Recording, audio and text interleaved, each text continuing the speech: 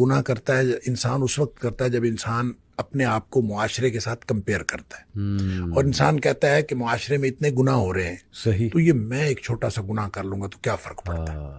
جب آدمی یہ سوچ کے گناہ کرتا ہے حالانکہ صحیح ایک تو انسان کی استطاعت کا کسی دوسرے کی انسان کی استطاعت کے ساتھ کمپیریزن ہے ہی نہیں. بالکل ٹھیک.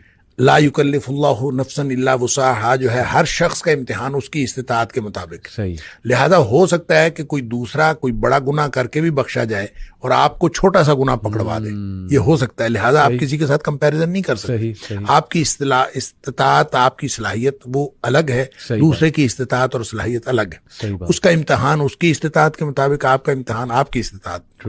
لہذا اس کی کمپیریزن آپ کر نہیں سکتے. لیکن جو گناہ کرتے ہیں وہ عام طور پہ اس کو بنیاد بناتے ہیں, لوگ اتنے بڑے بڑے گناہ کر رہے ہیں, ہم اتنا چھوٹا سا کر لیں. یہ جب سوچ سمجھ کے کرتے ہیں تو اس کانسیپٹ سے توبہ کی عام طور پہ توفیق نہیں ملتی.